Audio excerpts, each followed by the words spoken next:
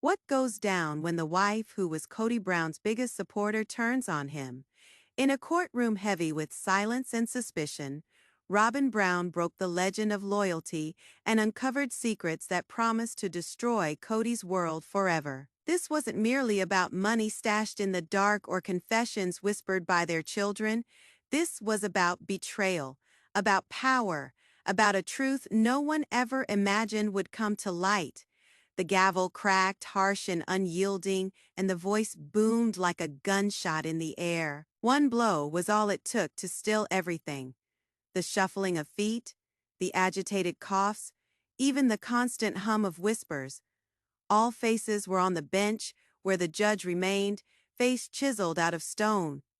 The air was thick, oppressive, as if each person in that room knew that history was being made. This wasn't any other family conflict. This was the reckoning. Kody Brown confront to face the wife who had stood by him always. Kody sat tense, back straight, suit creased to a pin, hair slicked back, like order on the outside could keep the tempest raging inside. His fingers drummed an impatient rhythm on the table, a pace he couldn't still. His teeth were clenched so tightly that it appeared they might shatter under pressure. He had always been the man of command, the patriarch, the voice that would never be quieted. Yet within those four walls, Kody no longer resembled the head of a household. He resembled a man trapped, willing to do everything in his power to keep his facade from shattering. And then there was Robyn, the wife who was once his anchor, the quiet one, the loyal one, the wife who remained even when the others departed. To most, she was the favorite, the loved one, the blamed one for splitting the family in two. But today, she was not the woman fans had remembered. Her stance was serene, nearly regal, her face calm but unyielding, her eyes fixed on Kody with a fire no one had ever witnessed before. This was a woman who had picked her moment. She would no longer hold her peace. The audience shifted, buzzing with shock fans and detractors, reporters and curious viewers of the TLC show packed every seat, their phones glowing with live tweets, their words spilling onto living rooms across the nation. The question hung in the air like smoke. Why now? Why Robyn? Everyone was expecting Mary, or Christine, or Janelle Robyn. However, that was the surprise. No one could have scripted any better. The judge's voice sliced through the atmosphere like a knife. This court will now receive testimony and evidence concerning the issues between Mr. Kody Brown and Mrs. Robyn Brown. The following silence was oppressive. War had commenced. Kody spun, his eyes flashing with something like fury and terror. For the merest instant, there was a spark. Remembrances of giggles, of vows spoken in the dark. But it, too, winked out, leaving only embers. His lip curled, his tone low and menacing. "This is ridiculous," he snapped. The gavel came down hard. "Mr. Brown, you will be quiet until it is your time to talk." The words sliced across the courtroom, and for the first time, Kody was speechless. Gasps spread through the crowd, some covered their mouths, suppressing nervous giggles. To catch him, the man who had always insisted on the last word, being denied it in public. It was a moment no one would ever forget. Robyn didn't blink.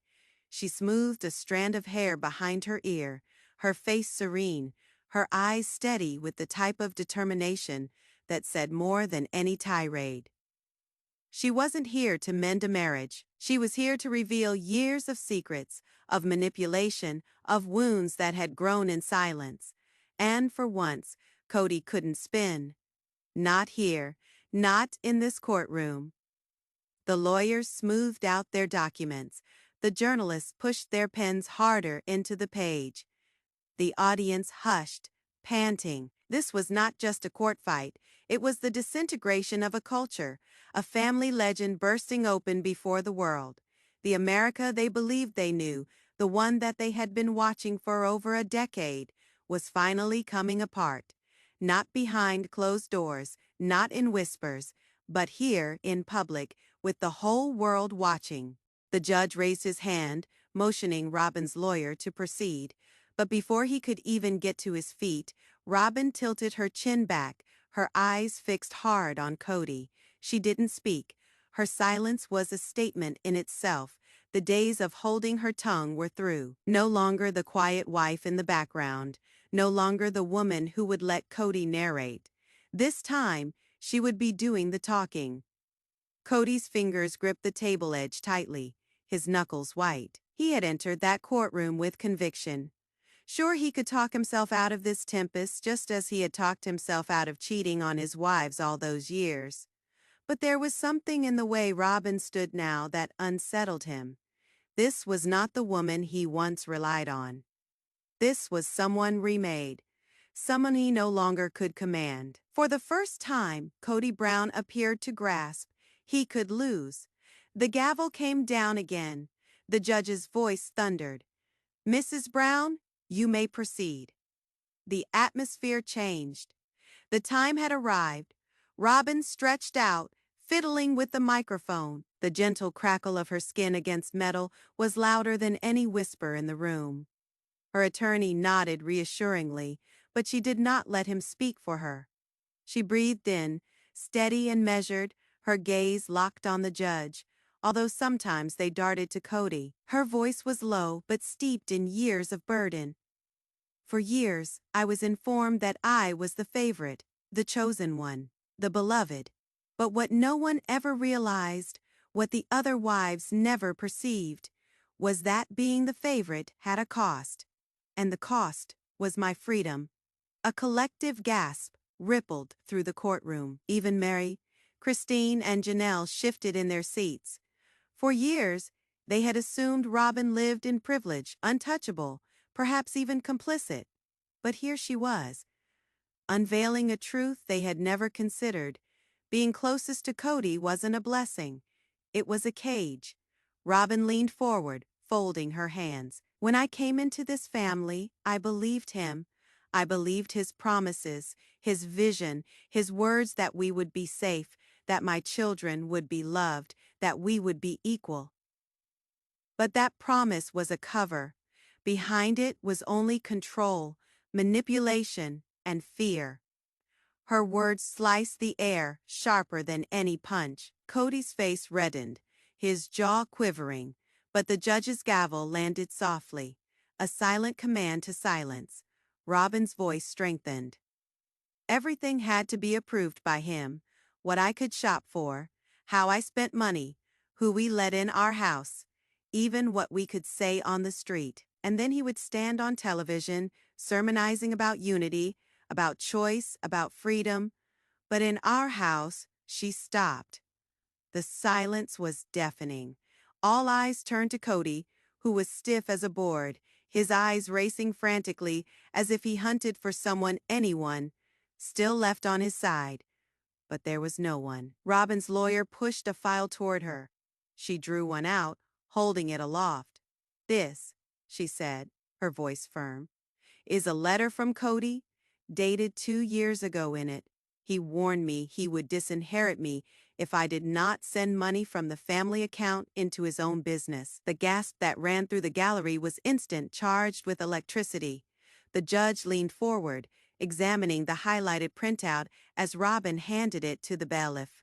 Her voice shook now, not with terror, but with the unleashing of years of reserve. "I was scared. I had kids to feed. He said I'd lose everything if I didn't do as he said. He said, and I am quoting here, 'Don't forget who brought you into this family. Don't forget who holds the power.'" Her voice cracked, just a tiny bit, but she straightened again, finding her strength. I remained silent. I stood up for him when the others grumbled. I was the shield behind which he hid, but each time I compromised, another part of me broke. I was not a wife. I was a pawn. The room came to a standstill. Even the journalists, pens poised, hung in the weight of her words. Christine pressed a hand to her lips, tears welling up in her eyes. Janelle shook her head deliberately, as if listening for the echo of her own history in Robyn's voice. Mary sat rigidly, her face a mask, but her bunched fists spoke volumes. Robyn grasped another pile of documents. Bank accounts, transfers, checks. These, she asserted crisply, are the receipts. Anytime Kody said he was broke, anytime he said there wasn't enough for food, for clothes, for the children, he was funding money into accounts none of us had any idea existed. He lied, and I can document it. The gallery came alive in murmurs. The judge's gavel came down hard. Order, this court will be quiet. Kody at last cracked, slouching forward, his voice ringing above the din. This is a lie, he bellowed. She is distorting everything. She was in on it too. The gavel fell again, the judge's voice biting as a lash. Mr. Brown, one more display of temper, and I will find you in contempt. And that was it. The man who'd based his existence on control sat helpless, gagged before the world. Kody's glare seared across the courtroom, his chest heaving and falling with angry, ragged breaths. But Robyn did not even blink. She tilted her gaze to him, her voice gentler now, soft, nearly despairing. You used to tell me, Kody, that as long as you had my back, I was always protected. What you actually meant was, as long as I remained silent, as long as I continued to follow you, I was safe. The second I questioned you, the second I even said no, you threatened me. That isn't love, that isn't protection, that is control, that is fear. Her words hung in the quiet, ringing off every wall. And then she spoke again, her voice flat, unshakable. I'm not afraid anymore, the air charged. You could sense it. The crack, the break in Kody's armor. The wife who had once been his best defense had now become his best ammunition. Robyn's lawyer put pressure on a bundle of audio cassettes, midnight messages, Kody's voice resonating in the room, angry, commanding, promising to bankrupt her if she did not comply. Every word was biting, condemning. Kody's eyes closed as if he could shut out the sound, but he could not escape. His own voice betrayed him, ringing in the courtroom, trapped forever. When the tapes were finished, Robyn moved closer to the microphone, the words she spoke barely louder than a whisper. This is the man I lived with. This is the man I stood by, the man who told me I was loved, even as he dismantled everything I was. The room was still, even the journalists hung, pens suspended, seeming almost unwilling to shatter the seriousness of the moment. The judge leaned back in his chair, his expression stern, yet his eyes bore the weight of what had just been discovered. Robyn had done more than simply testify she'd escaped. She'd reclaimed a voice that she had given up on the day she became part of the Brown family, and as she leaned back, still looking directly at Kody, there was no doubt the dynamic of power had shifted. Kody sat stiff, his fingers clenching the table so hard his knuckles turned white, his mouth quivered, his lips compressed into a hard line. The tension thickened. Everybody in the room could sense it approaching. And then he exploded. "This is lies," he thundered, his voice exploding in the courtroom. "This is perverted beyond recognition. She is attempting to make me out to be some sort of monster." His words stumbled over one another, frantic, unbridled. His lawyer huddled beside him, hissing urgently, attempting to draw him back. But Kody was lost, consumed by pride, rage, and terror. The gavel came down with a crack. "Mr. Brown, you won't interrupt again. Am I clear?" The words cut through the air, and all attention turned back to Kody, watching if he would challenge the bench. Gradually, he slumped back into his chair, nostrils flaring, fists shaking against the wood. But the harm was done. His explosion had removed the facade of strength. To the jury, to the wives standing behind him, to the reporters writing madly. It no longer resembled passion. It resembled guilt.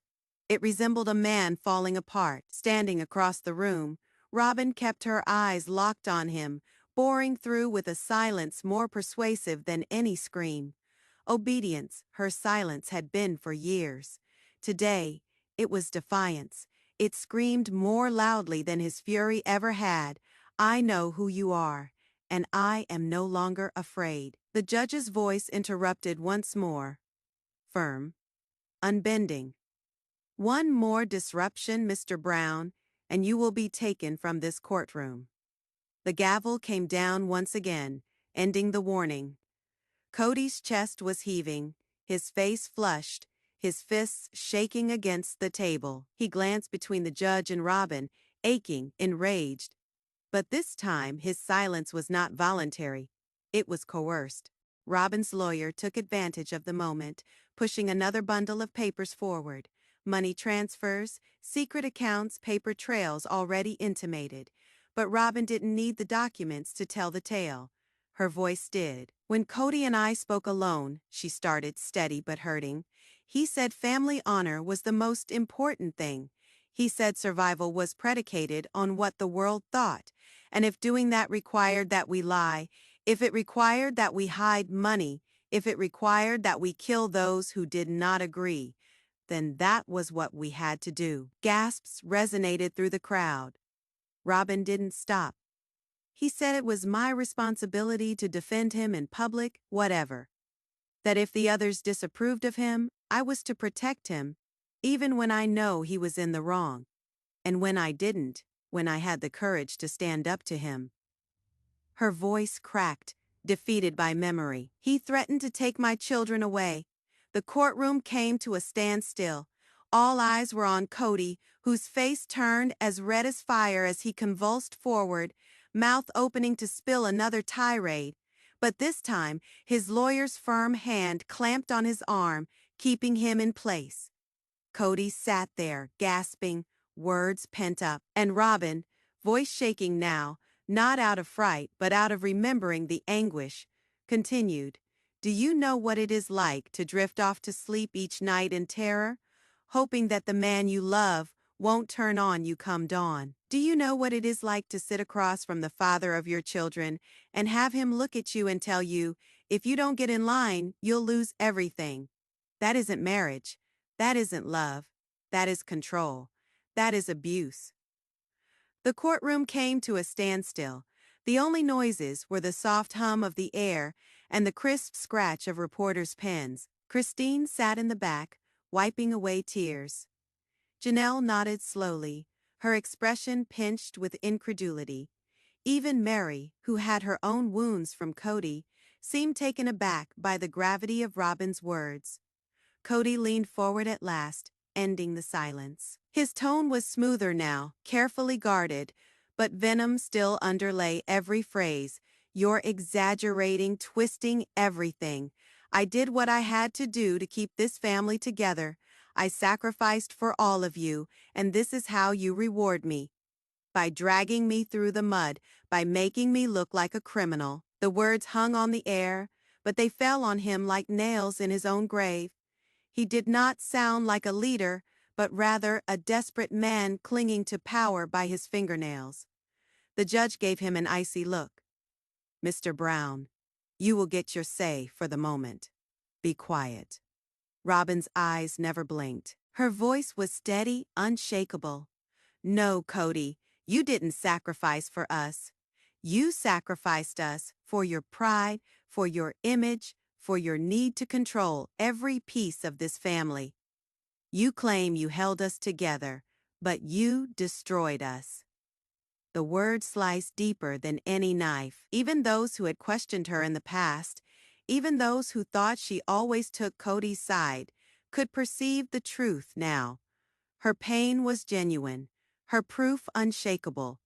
Her lawyer moved on to the next exhibit, a series of nighttime voicemails. The room breathed as Kody's own voice boomed through the speakers. Angry, controlling, inescapable. "You don't get to tell me no, Robyn. You don't get to question me. You either with me or you against me. And if you against me, don't imagine I ever really protect you." Every word crashed down like a hammer. Every syllable dripped with menace. By the last message's fade, Kody's head was bowed low, his shoulders slumped. He appeared cornered, boxed in by his own voice, his own fury. Robyn breathed, her chest expanding as she composed herself. "Going on, that was the guy I lived with. That was the guy I protected, and I am no longer going to remain silent. This is not bitterness. This is not vengeance. This is the truth. This is about putting an end to the tyranny that has destroyed this family for far too long." The judge tilted forward, his piercing eyes narrowing on Kody. The proof was too great. The momentum of the case was shifting, and everyone could sense it. For years he had dominated with a thunderous voice and an iron will, but here, bereft of the authority to bellow his family into silence, he stood smaller, weaker.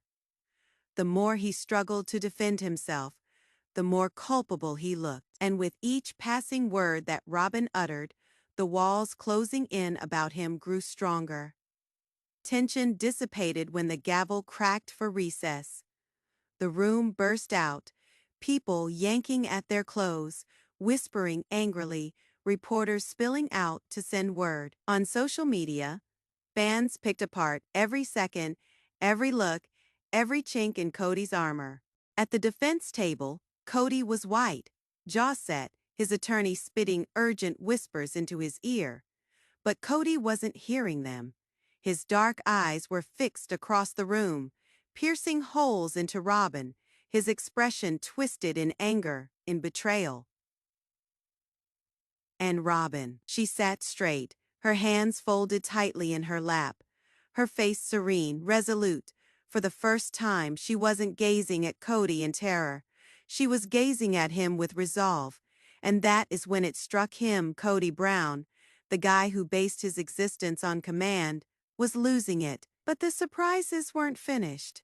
Not by a long shot, for as the courtroom hummed with commotion, Robyn's attorney dug into his briefcase and produced a sealed envelope. The feel of it was denser than paper, more akin to years of suppressed hurt, waiting to emerge. "Your Honor," he said thoughtfully, "we would like to introduce into evidence a letter. A letter from one of the Brown children written several years ago. It has experiences and observations directly related to Mr. Brown's conduct as a husband and father." The judge's brows furrowed. The bailiff brought the envelope up. The air became stifling. It was as if the whole room sensed it. The feeling that what was inside was not a letter. It was dynamite. The paper was given to Robyn. Her hand shook as she ripped it open, already crying before the words even escaped her mouth. She drew a breath, her voice cracking but firm. This letter was composed by a kid who felt as though they could never utter a word. It was concealed for years born, until today, and I want the world to listen. Her voice broke when she read, "Dad, you said you always loved us, but I never felt it. You said family first, but you treated us like we didn't matter. I felt invisible. I felt like I wasn't enough, and I was too afraid to tell you because I knew you wouldn't listen." A gasp ran through the room. Hands covered mouths, heads shook in shock, because there was nothing, no books, no tapes, no witness statements, more piercing than the sound of a child who felt invisible. This wasn't figures on a balance sheet or threats spoken in the shadows. This was naked, unvarnished, a truth no one in that courtroom could deny. Robyn's voice cracked, shaking, but firm enough to cut through the silence. "You vowed to be there, but you weren't. You vowed to listen, but you screamed. You assured us we were equals. But we weren't. Some of us were loved, and some of us weren't. And I was one of the ones who weren't." Tears flowed down her face. Yet she continued, her voice growing louder, as though she owed it to the child who had penned the letter, owed it to their anguish to be heard. "Dad, I wish you could see what you've done. I wish you knew how much it hurt. I wish you understood that your anger made me afraid of you." The words hung in the air, heavy, and Kody's mask finally cracked. His rage seeped away, replaced by something no one had ever seen. Fear. His eyes searched frantically around the courtroom for an escape. His lips trembled, and for a moment, he might have wept.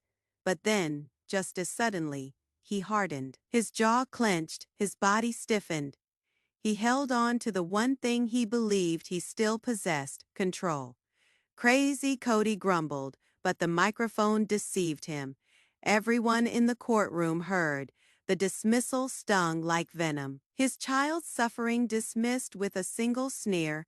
Robyn folded the letter neatly, crumpling it against her chest before passing it to her attorney, and then turned to face the judge. Her voice no longer trembled. "This is not a lie. This is not spin. This is a child crying out to be heard," and Kody refused to listen. The room was silent. The wives were stunned. Christine sobbed into her hands. Janelle shook her head in sorrow. Mary sat frozen, eyes vacant. This wasn't about favorites anymore. It wasn't about money.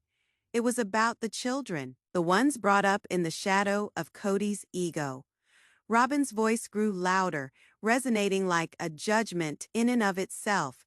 For years he told the world he was a good father, that we were blessed to have him, that no one else could lead this family. But what he actually did was shatter them. He didn't lead them, he dismissed them. He didn't keep them safe. He scared them. And this letter is evidence. The judge rested back, fingers interlocked, face dark with worry. "This disturbs me," he muttered, half to himself. Kody's lawyer rushed to object. "Your Honor, this is emotional manipulation. A hothead letter. Nothing more." But Robyn's attorney interrupted curtly. "With respect, these are lived experiences. They are not a document, perhaps, but they are truth, and truth counts." The judge nodded slowly, eyes on Kody. "Mr. Brown, your actions as described today call into question your role, not just as a husband, but as a father. This court will not ignore what has been presented here." The gavel cracked. A recess was called.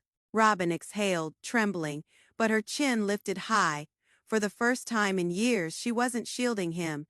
She wasn't carrying his lies. She was free. The gallery exploded. Reporters scrambling to phones, hashtags flying across screens. Number Kody exposed, number Robyn speaks, number Brown family truth. And for the first time, the wives were not fragmented. They sat in stunned silence, their hurt at last acknowledged, their union forged in reality. Robyn's photo, standing tall with that letter clutched in her hand, would sear itself into memory, not as the reserved, devoted wife, but as the woman who at last shattered the silence. The letter wasn't proof, it was a voice, the voice of the children, the cry of the wives, the reality Kody had attempted to conceal. And as Robyn sat back down, wiping away the final tear, she spoke words that would resound long after the gavel came down. "We will no longer be silenced." The hard crack of wood against wood sounded like a gunshot. "Order!" the judge boomed. The courtroom froze, but tension thickened, weighing upon every breast. That letter had broken years of silence, and now all waited in held breath. The judge's voice had the power to alter the course of everything. Kody leaned back, his face white, his jaw so tightly clenched it trembled. He seemed like a man seeing the empire he had constructed disintegrate before him. His hand shook as he struggled with his tie, unable to hide the unraveling. At his side, Robyn stiffened. Her hands continued to tremble from the reading of the letter, but her tears had not been weakness. They had been strength. For the first time in years, she felt lighter, as if to have shed a weight which had almost destroyed her. The judge leaned forward, fingers interlocked, eyes fixed. "This court has been presented with chilling testimony." He began, his voice deliberate, every word carrying weight. We've heard of financial manipulation, intimidation, and psychological harm. We've heard the voice of a child painting a picture of neglect and fear. These accounts will not be dismissed. A ripple swept the courtroom. Journalists scribbled furiously, fingers tapping keyboards, capturing every phrase that would soon explode across headlines. Then the judge turned his gaze to Kody. Mr. Brown, you've called yourself the head of this family, a man who sacrifices for his loved ones. But what we've seen today raises questions. Were those sacrifices for them, or for your own pride and control? Kody opened his mouth, but the judge's hand silenced him instantly. His lips snapped shut, face burning with rage. For once, his voice meant nothing here. Your tantrums, your inability to restrain yourself, and your refusal to take serious charges seriously, even the accusations of your own son, do not benefit you. The judge went on. This court does not cater to pride. It caters to truth and justice. Tears streamed down Robyn's face once more. Not terror this time, but relief. Finally, someone in authority was holding Kody's feet to the fire. The judge turned his focus. Mrs. Brown, your testimony has been brave agony, yes, but truthful, and this court will take it seriously. No one spoke, only pens scribbled and cameras snapped. Kody's chest heaved and fell, his face curled with outrage and humiliation. Everywhere he looked, accusing eyes stared back at him. No loyalty, no compassion, not even from the women who'd been his allies. Christine, Janelle, and Mary shared a bench, their expressions grim for years. Each of them had thought she went through it alone. But Robyn's testimony had shattered that myth. Now the reality existed out in the open, irrefutable. The judge brought up his gavel once more. This court will call for a complete financial audit of Mr. Brown's accounts. All holdings, all transactions will be examined, and this testimony will be used in a continuing custody evaluation. The best interests of the children will be paramount. The words strike Kody like bombs. His secrets, every secret account, every scam would soon be brought to light, and custody, just hearing that word causes his body to tense, his eyes to protrude in fear. No, he breathed huskily. You can't. The gavel came down with a sharp crack. Mr. Brown, hold your tongue or you will be removed from this courtroom. Kody fell back in his chair, gasping for breath. For the first time, his swaggering, his shouting, his blustering, it counted for nothing. His kingdom had fallen. Robyn's gaze turned on him, the tears still present but steady now, unshaken. For so long she had stood up for him, but now no more. By speaking the truth, she had set herself free. Hearing adjourned, said the judge, his gavel coming down once more. Pandemonium broke out at once. Reporters charged for the doors. Fans outside cried, "Justice for the wives!" and cameras flashed like lightning. Inside, Kody remained stiff, empty. His attorney spat in his ear. But he didn't budge. He appeared to be a man drained, the image he had honed for 40 years stripped away in seconds. Slowly, Robyn stood. Her legs shook, but her heart didn't. She looked into the eyes of Christine, Janelle, and Mary, and for the first time in years, no bitterness, no distance, just unity. They nodded, thanking her silently for speaking out their pain, for standing for them all. The picture was telling. Kody was slumped, defeated, and the women went out together, heads held high. It was the reverse of what the world had witnessed on television for decades. The man who had long claimed dominance was now broken, whereas the women whom he had attempted to gag were finally standing tall. Outside, the mob thundered, cameras flashed, microphones swarmed around, but Robyn remained silent. She had no need to speak. Her testimony had already spoken louder than words. Inside, Kody at last stood, his shoulders slumped, his eyes black. He looked down the hall Robyn had disappeared into, his face contorting with anger, but under it all was terror. Terror of what was to come. Terror of what was already unleashed. The judge hadn't yet rendered guilt or innocence. But outside of those walls, the decision was already made. Kody Brown had lost. He had lost his wives, his children's affection, his dignity, and his reputation, and most importantly, he had lost the silence that once shielded him. Robyn's words still hung in the air, heavy and immovable. "We will not be silenced anymore." That was the actual verdict, the one not written in law but in the hearts of women, children, and all the voices who had stood by in shock for years. Kody exited last, cameras blinding him. But there was nothing left to say this time. No defense, no spin, no control. He was no longer the head. He was merely the man exposed, and the world was watching.